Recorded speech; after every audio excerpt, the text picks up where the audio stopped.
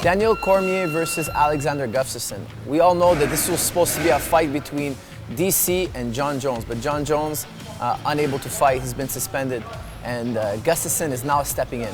Can Gustafsson give us the challenge that Jon Jones would have? Well, when Jon Jones fought Gustafsson, it was a very close fight, and a lot of people saw it in Gustafsson's favor. Personally, I saw it for Jon Jones, but it was a very close fight. As time passed, we saw Gustafsson fight Anthony Johnson, another common opponent that Cormier had with Gustafsson. And that fight went very differently. The footwork of Gustafsson was off that night. And I'm going to show you a couple little things that I think are going to make a huge difference in this fight. Let's have a look. When Gustafsson fought Jon Jones, he did a beautiful job with his footwork. Jon Jones was trying to close the distance on Gustafsson.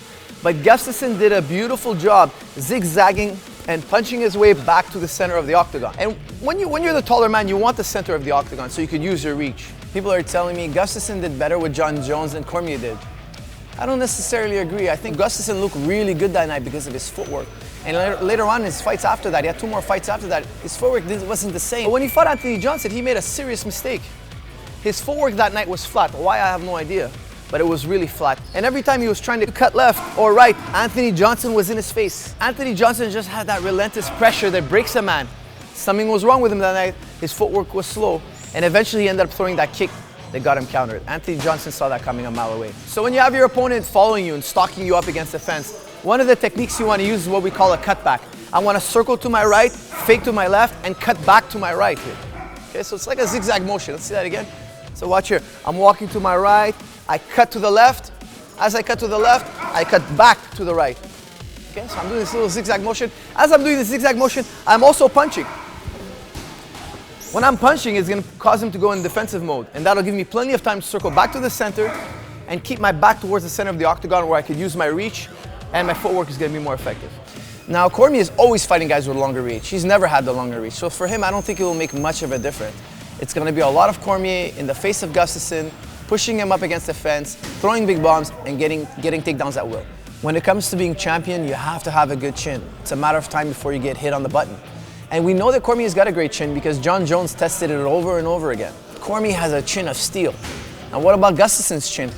He's also been tested quite often. And we saw that Anthony Johnson really was able to hurt him and knock him down and show that, you know, a good punch can put away Gustafsson. Did it hurt his chin? You know, sometimes guys get knocked out and they're never the same again.